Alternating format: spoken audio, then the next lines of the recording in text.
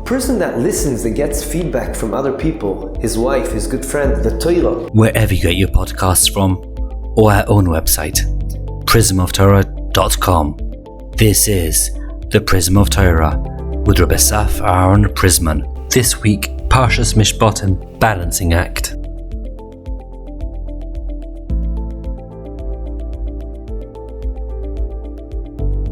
Shalom uvracha to everyone. In this week's Parshas Mishpatim, we know we have all kinds of dinim, all kinds of laws full. And there's one specific law that may not be as practical today, but I think there's a big lesson we can learn from it. And that is the whole parsha of ivri. When a person sells himself to become a slave, he goes into this other Jewish home and he's there for 6 years. After 6 years, if he still decides he likes this place, he enjoys being here, he likes his kids and his new wife, and he wants to stay here longer, then we let him stay until the Yovel, but he has to go through a certain process, and that is, part of the process is to pierce his ear. Why to pierce his ear? So Rashi, Perek Kaf Aleph Pasuk Vav, brings down the Gemara, Omar Rabbi Yochanan, the same ear that heard in Har Sinai, the Jews should be as slaves to HaKadosh Baruch Hu, and it went and decided to be a slave to someone else, then it's very deserving of this ear to be pierced. The Lashon is, Oizen sheshamal Har Sinai, ki li bnei Yisrael avodim, ve'alach ve'kana adoin le'atzmoi, teratzach. There's two questions that can be asked. One I think is stronger than the other. We'll start with a not as strong question. So why is it the ear? There has to be something deep and symbolic about the ear, that the ear is being pierced, because we could have easily said, the eyes saw what happened in Har Sinai, so we should do something to the eye. What's unique about the ear? So yes, al derech hapshat, one can answer me straight away. What do you mean? It's the ear that heard the commandment, so it makes sense. The ear should be affected. But it seems like there's something deeper than just the ear heard, because the eye saw all kinds of things in Har Sinai as well. But the question that I think is more difficult, this logic is equally true and applicable to any mitzvah we heard in Har Sinai. One can say, oh, the same ear that heard in Har Sinai, don't kill, and it went to kill, we have to pierce his ear. Or what's unique about this idea of being a slave? And because he decided to take himself to be a slave somewhere else, then only in that case we pierce his ear. To answer this question, I want to share with you something we brought up a couple of months ago, the Rav Hutner Zatzal, and we used this concept at that time to answer what exactly is happening and why does the rebellious kid, the Ben Soiri Omeri, deserve to die before he did the real actions that are worthy of getting killed. And we explained, what does it mean to listen? Shomea, the oizen. We use the oizen, the ear, to listen. And Rav Hutner told us that there's something very unique out of all the senses, dafka in the ear. The other senses, let's say the nose, the mouth, there's action going on in a two-way street. We know the mouth and the nose are breathing all the time, so there's air going out, air going in. Even the eyes, there's a two-way communication. A person can hint to someone with his eyes. Also, we know exactly where a person is holding through his eyes, if he's happy or sad. You can intake things with your eyes. But the ear is a very passive type of communication. We only take in. There's nothing coming out of the ear, only in. And hence, the ear, he says, represents what a true slave is all about. A slave is someone that has to always listen unconditionally to his master. And that is what a good slave is. That is the definition of a slave. Someone that always listens and is ready to act upon what he hears.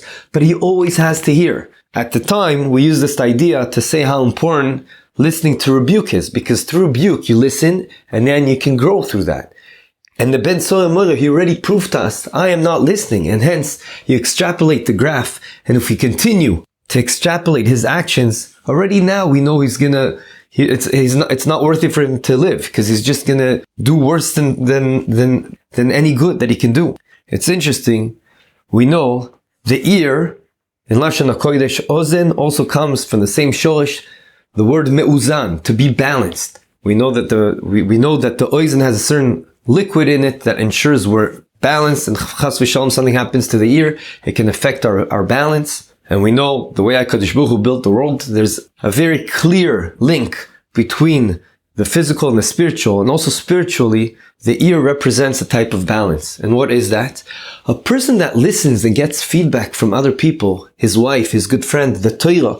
He listens to the Torah, what the Torah wants him to do. He listens to his friends that communicate to him, wait, I think what you're doing here is too extreme. I don't think you're acting appropriately over here. It's through that you can reach the appropriate balance in life. And balance is important. The more das Torah a person has, the more he's balanced in the way he lives. That is the way HaKadosh Baruch Hu wants us to live. As the Rambam tells us, he defines to us what balance is, but you shouldn't be too extreme. Hoilalus is not good. On the other hand, you should be happy in a positive way. To be too sad is not good. Everything has its middle path. And the more das Torah you have, the more Torah you learn, the more you understand what the equilibrium one should be holding in.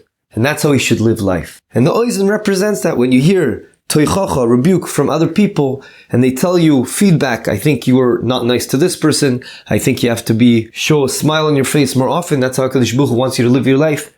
So through the oizen, we can reach a positive equilibrium, a balanced life, an ozan life, and that's also represented by the ear. Having said that, we can now understand why a slave is represented by the ear, because he is always listening to the master, because his job in life is to do whatever the master says. And hence, it's dafka being a slave when you're dedicating your ear for a different master, not HaKadosh Baruch Hu, but another human, another yid, then you can't listen to HaKadosh Baruch Hu properly. And therefore, it's only fitting for dafka someone that went against, that were an eved to Hashem and went to be an eved to someone else, he is deservable of this piercing of the ear, as opposed to any other mitzvah. Okay, we weren't good in this mitzvah, but at the end of the day, we're still an eved Hashem. We didn't go against that idea of eved Hashem, aside from, okay, one aveira, it's true that we heard in Sinai, but we're still hearing everything else, whereas an eved clinches the fact I won't be able to hear everything the Torah says because I'm busy, because I made a different master for myself. And when you have a different master, your ear is dedicated to that other master. This idea can also be shown in Choshen Mishpat. Halacha l'maaseh, we know that if a person injures someone's eved, he has to pay him. You see market value, how much is an eved worth with an arm, without an arm, and you have to pay that amount. However, if someone makes an eved deaf, he has to pay everything. Why? Because he's not an eved now. He's an ois eved. He is not an eved. A person cannot be an eved if he doesn't have the ability to listen. Because that is the whole essence of an eved. He has to listen and, of course, be ready to act upon what he hears. And that is the way we're supposed to have a relationship with HaKadosh Baruch Hu. The more we listen to the Torah, the more we're an eved Hashem. Based on this, now we understand, even al derech hasoid, why it's dafka the ear that gets pierced. Because the ear represents there is something faulty about our being an eved, our listening to HaKadosh Baruch Hu, because we were able to allow ourselves, or we disabled ourselves from being totally dedicated a slave to Hashem. And that was done through the ear, because now the ear is taken somewhere else. So we answered both our questions. Why is dafka the ear getting pierced and not a different part of the body? Because there's a deep idea that the ear, which represents being a slave, and that is what life's all about, being an eved Hashem, and we took that sacred concept and we dedicated it to a different person, not HaKadosh Baruch Hu. So it's the ear. Dafka in the ear we have to be pierced. It represents passively always taking in from Hashem what He wants us to do. And that's why it's also dafka on this idea of we heard that we have to be an eved Hashem, and we took ourselves out of being an eved Hashem because we became an eved to someone else. With this, Rav Hutner also told us that we can understand now why Bnei Yisrael said, Na'aseh v'nishma. There's a hint to the idea that it's with our eyes and we're going to listen to you, Hashem. Nishma, listen. Listening is with the ear. We know that Nishma also means we're going to toil with what the Torah first we're going to do, Naise, and only then we're going to try to toil. But there's also a hint to this idea of listening with the ear. One of the most important points of our day is when we say, Shema Yisrael, Hashem Elokeinu, Hashem Echad. To say Hashem Elokeinu, Hashem Echad, and to live that concept is a huge mitzvah. It's the idea of Mikabel Ol Malchus Shamayim. A huge thing. How do we start that sentence? Shema Yisrael. Listen with your ear. You have to accept this concept. Ol Malchus Shamayim. Everything's HaKadosh Baruch Hu. Enod Milvadoi. We're accepting the Torah and everything that says in the Torah we want to do. I would just like to end with a short story I heard from one of my kids that they read in a weekly magazine they get here at home. And this happened a couple of decades ago, that a person was a baal teshuva, and everything he was able to do. But there was one thing that was very hard for him to accomplish, and that is to stop smoking on Shabbos. He said, I just can't do it. I can't do it. So he went to some big Rav, who, I don't know if he had Ruach HaKodesh, but he was obviously more balanced, more connected to the Torah, more connected to Kodesh Baruch Hu, and he was able to see something, and he said to him, wait a second, it can't be. We are compatible with HaKadosh Baruch Hu, we're compatible with the Torah. There has to be, it doesn't make sense. I see you're trying very hard, you're not managing to accomplish. You're listening to what HaKadosh Baruch Hu is saying, but you're not able to bring it into execution. It can't be. Please check your roots. That's all he told him. So he be'emet went home, did homework, went through his family tree, and he saw that there was some grandmother along the way that wasn't Jewish. And then he went back to this Rav and he said, yes, that's why you're not able to do it. If you're a Yid's compatible with all the mitzvahs in the Torah, and all the mitzvahs aseh, mitzvahs lo taseh, it had to be something like that. Now you have to convert properly, be misgaya, and Yimir Hashem, everything will be okay. And so that's what happened. He did a proper giyur very quickly because he already thought he was Jewish, he knew all the halachas, and he was able to stop smoking. So what's the kesher to what we're saying today? You see that he was listening. He was listening. He used his ear, but he wasn't able to bring to fruition. But from here we learned that every other Yid, everyone that's a Yid, we will be able to do it. All we have to do is we start off by listening, by using our ear. A true Eved listens and has the motivation to try to do the best he can, because we know when we do mitzvahs, all the worlds, and there's more than one world, we're in the world of Asiyah, the lowest level of the worlds, but we have an enormous ripple effect on all the worlds, and we give sustenance to life through our Torah and mitzvahs, through abiding and listening to what HaKadosh Baruch Hu wants us to do. It says in the Zohar, someone just told me this morning, so I want to share with you, it also has to do with what we said, that there's certain letters that will not appear in all the Chamisha Chumshei Torah at all. You'll never find them next to each other, not within one word. One is get, Gimel Tes. And the idea behind that, the remez behind that, is pretty obvious, because get is a disconnect between people. So it's something that's disconnected, be'etzem, intrinsically shouldn't be together. But another one is ein. You'll never have two eins together. Almost every other combination you'll find. But two eins, you won't find. Why? Because one ein represents the 70 nations, i.e. the Goyim. And the other ein represents Am Yisrael.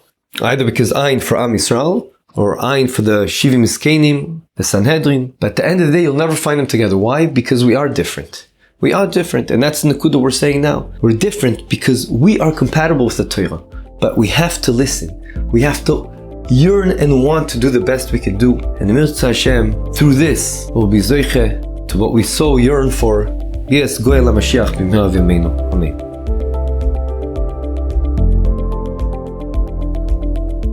Thank you for joining us. This is the Prism of Torah.